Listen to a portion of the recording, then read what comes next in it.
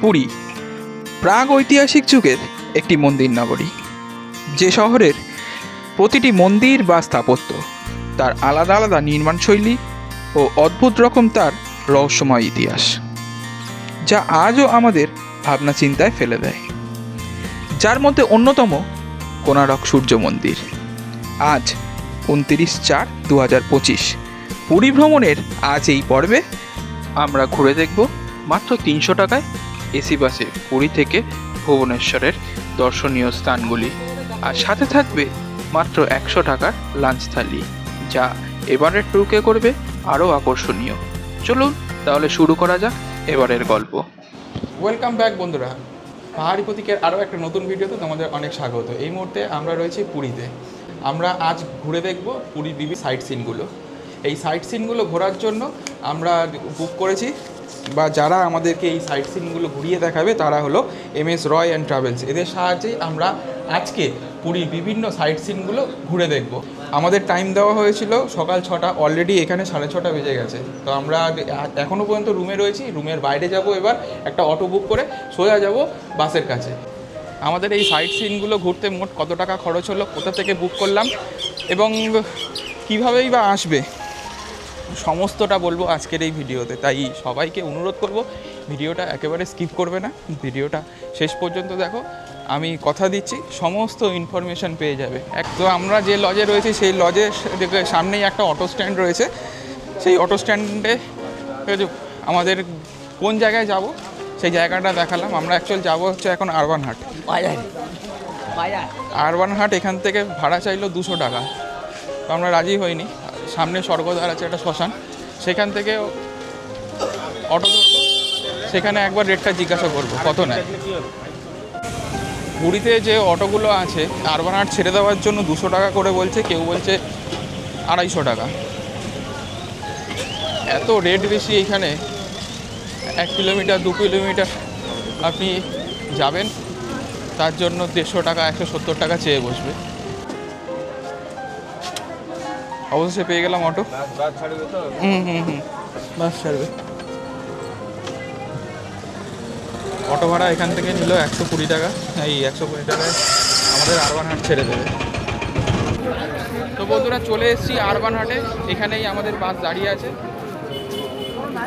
দাদাদের সঙ্গে দেখা হয়েছে, আমাদের কাছ থেকে রিসিপ্টটা নিয়েছে এবং আমাদের বাসের কাছে এখন নিয়ে যাচ্ছে। এই হচ্ছে আমাদের বাস, একটু ভলভো টাইপ দেখতে।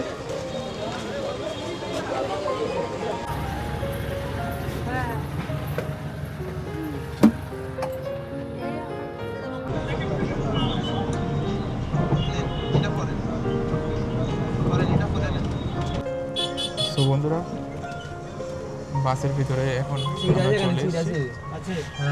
এই আমাদের সিট, আর ওইদিকে বরুণ বসে আছে। দুটো 4টে, আমরা দুজনে 2টো উইন্ডো সিট ভাগ করে নিয়েছি। এই হচ্ছে বাইরে। 7:48 এখন আমাদের বাস ছাড়লো সাইট সিনের উদ্দেশ্যে।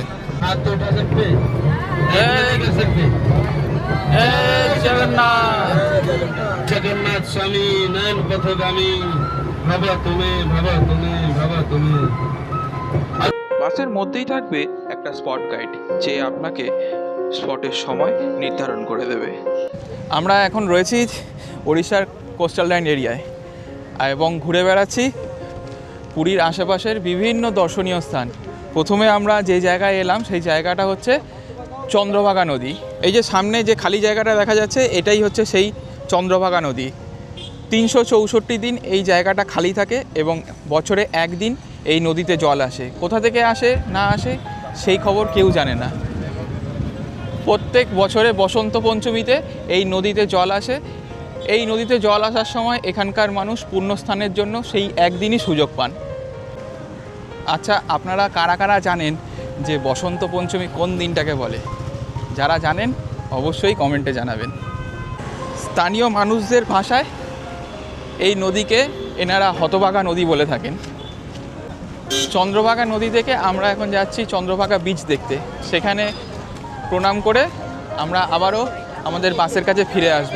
আমাদের এই চন্দ্রভাগা বিচ এবং চন্দ্রভাগা নদী দেখার জন্য সময় দেওয়া হয়েছে 15 মিনিট।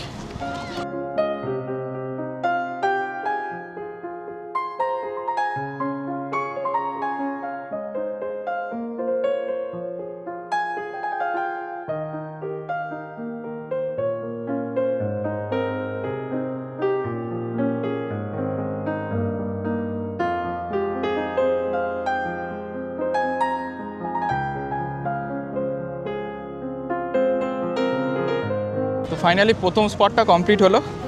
এবার যাব সেকেন্ড স্পটে। আমাদের পরবর্তী গন্তব্য হলো কোণারক সূর্য মন্দির।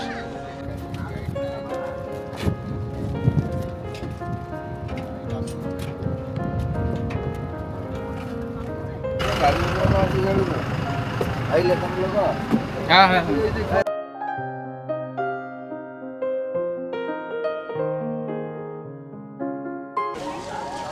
আমরা এখন চলে এলাম কোণারক সূর্য মন্দিরের সামনে। এইমাত্র বাস আমাদের নামিয়ে দিল। আমাদের এই স্পটের জন্য সময় দেওয়া হয়েছে 1 ঘন্টা মতো।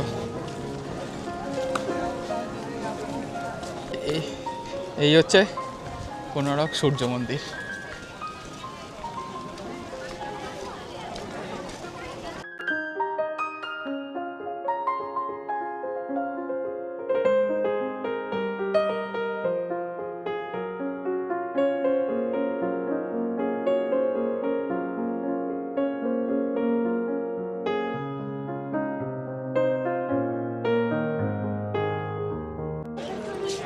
আমরা এখন রয়েছি কোণারক সূর্য মন্দিরের ভেতরে।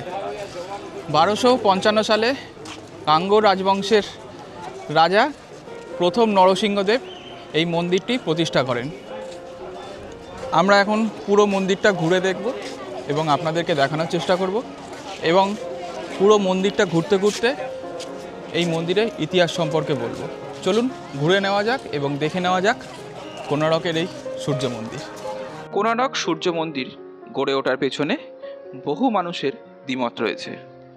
প্রথমত, পূর্বগঙ্গ রাজবংশের রাজা নরসিংহদেব তার বাংলা জয়ের স্মারক হিসাবে এই কোণারক মন্দির নির্মাণ করেন। আর দ্বিতীয়ত, পুরাণ মতে এই মন্দির নির্মাণ করেন শ্রীকৃষ্ণপুত্র শাম্ব, যার ভুবন ভোলানো রূপ মহিলাদের দৃষ্টি আকর্ষণ করত সর্বক্ষণ। একদা নারদের ডাকে সাড়া দিতে ভুলে গেলে নারদের শাম্বর প্রতি প্রতিশোধ স্পৃহা জাগে। তাদের মন্ত্রণায় শাম্ব একদিন ঢুকে পড়েন লীলারত শ্রীকৃষ্ণ এবং গোপিনীদের কাছে। শ্রীকৃষ্ণ ভীষণ রেগে গিয়ে শাম্বকে অভিশাপ দেন এবং তার রূপ খর্বায়িত হয়। সেই রূপ ফিরে পাওয়ার জন্য তিনি সমুদ্র তীরে সূর্যদেবের তপস্যা করেন এবং কোণারক সূর্য মন্দির স্থাপনা করেন। আজও ভোরের সূর্যোদয়ের প্রথম আলো মন্দির প্রাঙ্গণে এসে পড়ে।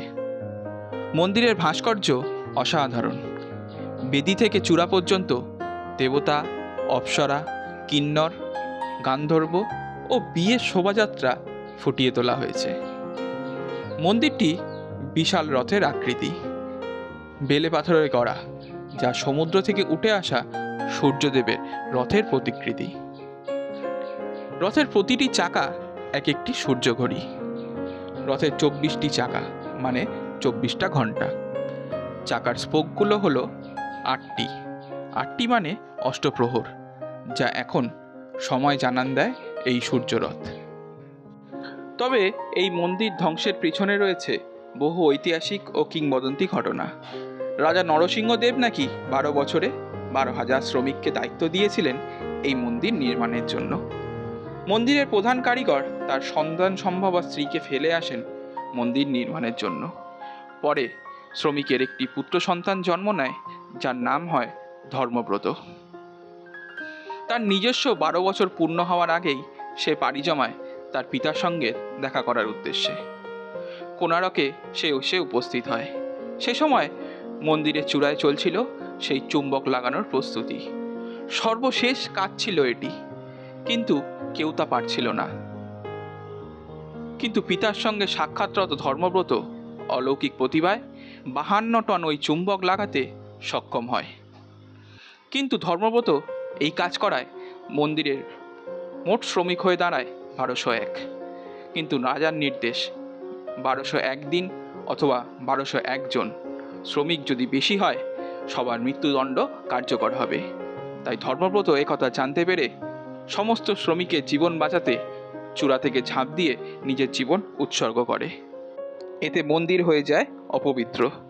তাই আর কখনোই এই মন্দিরে পূজা অর্চনা হয় না।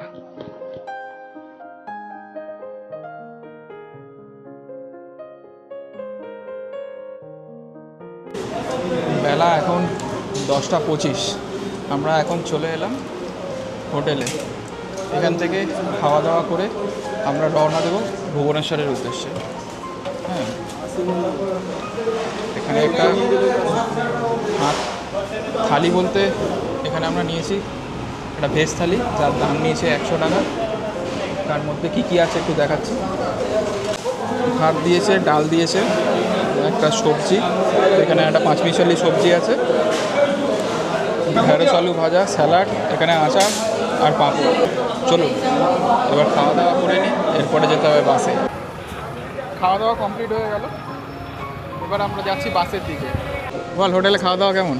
না, সত্যি অসাধারণ রান্না হয়েছে, নিরামিষ পেট পুরো ভরিয়ে খাইয়ে দিয়েছে, আর খুব ভালো ব্যবহার, খুব, এটা মানতে হবে। আসো যদি এই হোটেলটাই খেও। এখানে কীভাবে আসবে? ওই যাদের এই সঙ্গে জায়গাটার নাম হচ্ছে কোনা, আর এই ট্যুরিস্ট বাসগুলো এখানে নিয়ে আসবে, একটা হোটেলের সামনে দাঁড়াবে, তোমরা এই নামটা দেখে নেবে, একটু সামনে এগিয়ে এসে তাহলে এখান থেকে তোমরা যে ট্যুরিস্ট বাসে করে তোমরা আসবে, সেই ট্যুরিস্ট বাস এখানে এসে দাঁড়াবে। পরপর 2-3টে হোটেল আছে, তবে আমরা বলবো এই যে শর্মা মারোয়াড়ি হোটেল যেটা আছে, এদের ব্যবহারও ভালো, খাওয়া দাওয়াও ভালো। তোমরা দামও এখানে কম নেয়, 140 করে ছিল, 100 টাকা করে। 140 টাকা থালি ছিল, ভেজ থালি, আমাদের থেকে নিয়েছে 100 টাকা করে।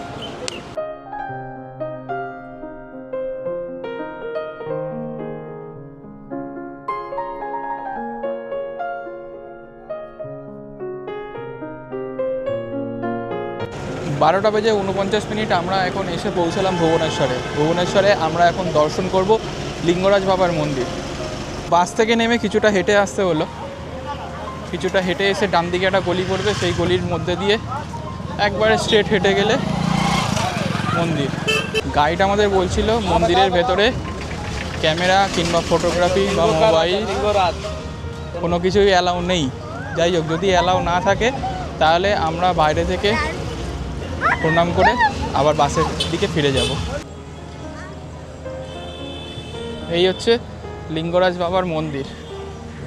মন্দিরের বিশেষত্ব হলো মন্দিরের চূড়া। মন্দিরের চূড়ায় আমরা যে ধ্বজটা দেখতে পাচ্ছি, ধ্বজের ঠিক নিচে রয়েছে একটা ধনুষ, আর নিচের দিকে জাস্ট একটু বাঁদিকে আসলেই রয়েছে একটা পুকুর, যেখানে ছোট ছোট করে শিবালয় করা হয়ে আছে। এবং এই মন্দিরের ভেতরে রয়েছে 108টা শিবলিঙ্গ। এই শিবলিঙ্গ বা এই মন্দিরগুলো এতটাই পবিত্র বা এতটাই জাগ্রত, এখানে তোমরা যা মানত করবে তোমাদের মনস্কামনা অবশ্যই পূরণ করবে ভগবান। আর এই মন্দিরে যেহেতু আমি প্রবেশ করতে পারছি না, বা আমি পারছি কিন্তু আমি ক্যামেরা নিয়ে বা ফোন নিয়ে কোনো কিছুই নিয়ে ঢুকতে পারছি না, সেহেতু আমার দর্শকরা যারা আমাকে দেখছে বা আমার ভিডিও দেখছে তারাও দেখতে পাচ্ছে না। সেই কারণের জন্য আমি মন্দিরের ভেতরে যাব না ঠিক করেছি। আমি এখান থেকেই আবার বাসের দিকে ফিরে যাব। তাই আমি বাইরে থেকে যতটুকু পারছি ততটুকুই তোমাদেরকে দেখানোর চেষ্টা করছি, ভেতরে যাচ্ছি না। মন্দির বাইরে রয়েছে এই রকম ধরনের স্টল, যেখানে আপনারা জুতোগুলো রাখতে পারেন, এবং এখানে রয়েছে প্রসাদের থালি, যেখান থেকে প্রসাদগুলো কালেক্ট করে আপনারা মন্দিরের ভেতরে নিয়ে গিয়ে পুজো দিতে পারেন। এটা হচ্ছে লিঙ্গরাজ মন্দিরের ফ্রন্ট গেট।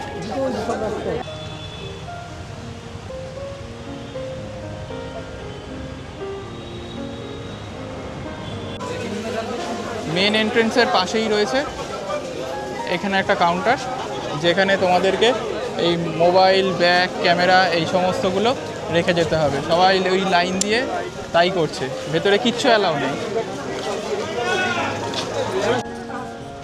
মন্দির দর্শন হলো? হ্যাঁ খুব সুন্দর, কিন্তু মনের আশা ছিল, ভিডিও টিডিও করতে দিল না, ওরা মোবাইল নিয়ে ঢুকতে দিল না, এটাই আফসোস রয়ে গেল আমাদের। মন্দিরের খুব সুন্দর। বাইরে যেভাবে ব্যবসা ফেদেছে, একটু আর- একটু ফুল নিচ্ছে, ফুল নিয়ে সবাইকে 20 টাকার বিনিময়ে সেই ফুলটা দিচ্ছে, আর মন্দিরে ফেরে পান্ডার চক্কর কিরকম। ও বা প্রচণ্ড মানে কোনো রকম একটু হাত থেকে নিয়েই বলে 151 দিয়ে দাও ডালা কি। হ্যাঁ এখানে যখন দর্শন করতে আসবেন একটাই জিনিস মনে রাখবেন, পান্ডার চক্করে পড়া নেই। লিঙ্গের মধ্যে হাত দিয়ে দেবে, দিয়ে বলবে আপনার মনস্কামনা পূর্ণ হবে, বলেই 20,000 25,000 টাকা চেয়ে বসবে। খুব সাবধান। লিঙ্গরাজ বাবার মন্দির ঘোরা হয়ে গেছে, এবার বেরিয়ে বাসের দিকে যাচ্ছি। আমাদের এখানে টাইম দেওয়া হয়েছিল আধা ঘন্টা অলরেডি ওভার হয়ে গেছে। ফোন করতে শুরু করে দিয়েছে বাস থেকে যে তাড়াতাড়ি আসুন, অন্য স্পটে যেতে হবে। চলুন এবার অন্য স্পটে যাওয়া যাক। আমি এই বাসে করে ঘুরে বেড়াচ্ছি পুরীর আশেপাশের বিভিন্ন দর্শনীয় স্থান। আপনারা যদি আসেন এরকম বাস বুক করে পুরীর আশেপাশে এই সমস্ত দর্শনীয় স্থানগুলো আপনারাও ঘুরে দেখতে পারেন। কিভাবে এই বাসগুলো বুক করবেন? এই বাসগুলো বুক করার জন্য আপনাদের ওটিটিসি ডাইরেক্ট আপনারা ওয়েবসাইট থেকে আপনারা বুক করতে পারেন। আর দ্বিতীয়ত, যদি পুরী আসেন, পুরীর আশেপাশে বহু ট্রাভেল এজেন্সি আছে যারা এই সমস্ত সার্ভিসগুলো প্রোভাইড করে থাকে। আমাদের এই ঘুরে বেড়ানোর জন্য আমাদের কাছ থেকে চার্জ করা হয়েছে 300 টাকা মাথা পিছু। এই বাসটা হচ্ছে এসি বাস, আর গাইড চার্জ নিয়েছে 180 টাকা। এই হচ্ছে আমাদের প্যাকেজ। সমস্ত জায়গাগুলো ঘুরিয়ে আবার পুরীতে, মানে পুরীর বাস স্ট্যান্ডে নামিয়ে দেবে। এই প্যাকেজগুলোতে আপনি পাবেন মোটামুটি 9টা, কোনো সময় 7টা, কোনো সময় 8টা, এরকম কিছু কিছু স্পট পাবেন। তার মধ্যে সোমবার নন্দনকানন বন্ধ থাকে, আর সেই জন্য ধবলগিরি এই বাসগুলো যায়। আর যেদিনকার নন্দনকানন খোলা থাকে সেদিনকার কিন্তু ধবলগিরি যায় না।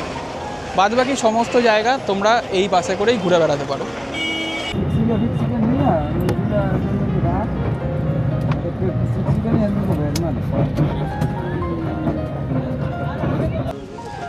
আমরা এখন চলে এসেছি উদয়গিরি এবং খণ্ডগিরি পাহাড়ের সামনে। এখান থেকে ট্রেক করে আমাদেরকে ওপরে উঠতে হবে। পাহাড় দেখলে না আমার যা এক্সাইটমেন্ট লাগে, মানে দারুণ। দেখা যাক। এইটা হচ্ছে রাস্তা, এই রাস্তার ওপর দিয়েই তোমাদেরকে হেঁটে হেঁটে ওপরে উঠতে হবে। উদয়গিরি এবং খণ্ডগিরি এখানকার দুটো প্রসিদ্ধ পাহাড়। আগে এই দুটো পাহাড় একসঙ্গে ছিল, মধ্যিখান থেকে কিছু পাথর কেটে নিয়ে মধ্যিখান থেকে রাস্তা করা হয়, তারপর দুটো পাহাড় আলাদা হয়ে যায়। একটার নাম হয় উদয়গিরি আর একটার নাম হয় খণ্ডগিরি। আমার বলার যেটা হলো, মধ্যিখানে যে রাস্তাটা তৈরি হলো, সেই রাস্তাটা তৈরি করার সময় যে পাথরগুলো কেটে কেটে নেওয়া হয়েছিল, সেই পাথরগুলো দিয়ে কি হয়েছিল জানেন? সেই পাথরগুলো দিয়েই তৈরি হয়েছিল কোণারকের সূর্য মন্দির। চলে এসেছি উদয়গিরি এবং খণ্ডগিরি পাহাড়ের সামনে। আমার বাঁদিকে যে পাহাড়টা রয়েছে সেখানে রয়েছে উদয়গিরি কেভস, এবং ডান দিকে পাহাড়ের ওপরে খণ্ডগিরি মন্দির। আমি এখন যাব হচ্ছে কেভসের দিকে। উদয়গিরি এবং খণ্ডগিরি গুহা কিছুটা প্রাকৃতিক ও কিছুটা কৃত্রিমভাবে তৈরি কতগুলি গুহার সমষ্টি। উড়িষ্যার ঐতিহাসিক দিক থেকে এই গুহাগুলির বেশ গুরুত্ব রয়েছে। ইতিহাস বিচারে এই পর্বত দুটিকে কুমারী পর্বত হিসাবেও বিবেচিত করা হয়। কলিঙ্গরাজ খারবেলের সময় এই গুহাগুলি নির্মাণ করা হয়। দুটি পাহাড় মিলিয়ে মোট 33টি গুহা রয়েছে, যার মধ্যে রয়েছে গণেশ গুম্ফা, হাতি গুম্ফা, খণ্ডগিরি ও উদয়গিরি গুম্ফা। গুহাগুলি সাধারণত জৈন সাধুদের আস্তানা হিসাবে পরিচিত ছিল। এবার দেখাবো কেভসের টপ থেকে ভুবনেশ্বরের দৃশ্যটা। কত সুন্দর লাগে, ওপর থেকে না দেখলে আপনারা বুঝতে পারবেন না। চলুন ওপরে যাওয়া যাক, একদম পাহাড়ের টপে, মানে কেভসের মাথায় চলে এসেছি। পাহাড়ের মাথায় একদম কেভসের টপে। এখান থেকে ভুবনেশ্বর সিটির জাস্ট ভিউটা দেখুন। ওই যে দূরে দেখা যাচ্ছে এটা হচ্ছে বিজু পট্টনায়ক ইন্টারন্যাশনাল এয়ারপোর্ট, আর এই হচ্ছে ভুবনেশ্বর সিটি।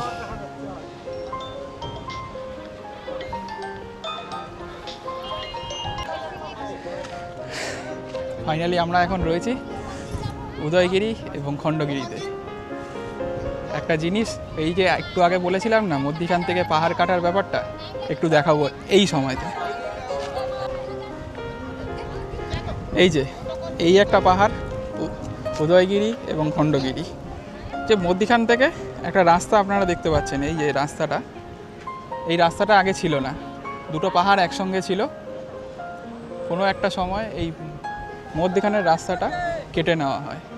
কেটে নেওয়ার পরে যে যে পাথরগুলো এখান থেকে তুলে নিয়ে যাওয়া হয় কোণারকের যে সূর্য মন্দির আছে সেই সূর্য মন্দির তৈরি করার জন্য। আরেকটা জিনিস দেখাতে চাইবো, এই যে পাথরগুলো যে ইউজ করা হয়েছে না এই কেবের মধ্যে, এই পাথরগুলোকে বলে মাকড়া পাথর অথবা ঝামা পাথর। আমাদের যে বাংলার যে বিভিন্ন স্থাপত্য রয়েছে পুরনো দিনের, সেই সমস্ত স্থাপত্যগুলো এর আগের ভিডিওতে বিষ্ণুপুরেও আমি দেখিয়েছি বাংলার এই স্থাপত্য শৈলী। আমি এখানে এসে দেখলাম এই ধরনের স্থাপত্য শৈলীতে মাকড়া পাথরের ব্যবহার কিন্তু সর্বত্র। তাহলে এটাই বোঝা যাচ্ছে যে আগেকার দিনে যে সমস্ত স্থাপত্যগুলো তৈরি করা হতো সেই স্থাপত্যগুলোতে মাকড়া পাথরের ব্যবহার কিন্তু প্রচুর পরিমাণে ছিল।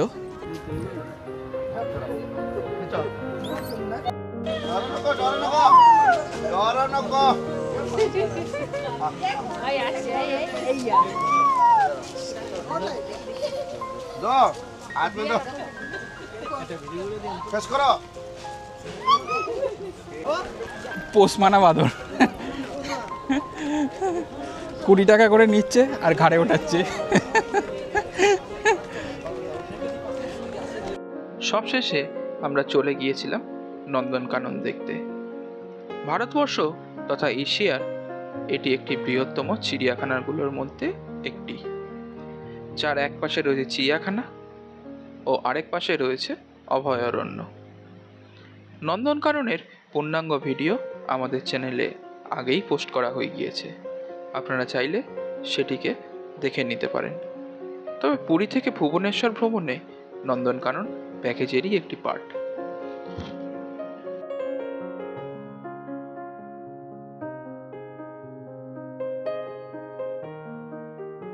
ঘড়িতে এখন বাজে ঠিক 8টা বেজে 8 মিনিট। আমরা জার্নিটা সকালবেলা শুরু করেছিলাম প্রায় 8টার সময় এবং আমরা জার্নিটা শেষ করলাম রাত্রিবেলা 8টার সময়। এই হচ্ছে আমাদের বাস, যে বাসে আমরা আজ সারাদিন ঘুরেছি এবং আমাদের সঙ্গে ছিল যে গাইড কমলদা। সেই কমলদার কথা না বললে নয়, অসাধারণভাবে ঘুরিয়েছে। কমলদার সঙ্গে আলাপ করিয়ে দিচ্ছে। এই হচ্ছে কমলদা। এই কমলদার নাম্বারই আমি ডেসক্রিপশন বক্সে দিয়ে রাখবো। কমলদার সঙ্গে যোগাযোগ করে তোমরা এখানকার এই যে স্পটগুলো আছে সেই স্পটগুলো ঘুরে দেখতে পারো। ঠিক আছে কমলদা, খুব ভালো লাগলো। আমি কমলদার নাম্বারটা আমার ডেসক্রিপশন বক্সে দিয়ে রাখবো। তোমরা যদি কমলদার সঙ্গে যোগাযোগ করতে পারো, কমলদার সঙ্গে যোগাযোগ করো। শুধু এই ট্রিপটা নয়, এদের সঙ্গে তুমি ঘুরতে পারো চিল্কা এবং একটা হাফ ডে ট্রিপও আছে। সেই ট্রিপটাও তোমাদের কমলদার সঙ্গে যোগাযোগ করে তোমরা এখানে এসে করতে পারো। মাথা পিছু আহামরি কিছু নেয় না, সারাদিন ঘোরায়, প্রায় 12 ঘন্টা মতো, দারুণ এনজয় করতে পারবে। তো যাই হোক, ভিডিওটা এখানেই শেষ করলাম। ভিডিওটা যদি ভালো লেগে থাকে চ্যানেলটাকে অবশ্যই সাবস্ক্রাইব করবে এবং পাশে থাকা বেল আইকনটাতে ক্লিক করবে, যাতে আমার দেওয়া যে কোনো ভিডিও সবার আগে পৌঁছে যেতে পারে তোমার মোবাইলে।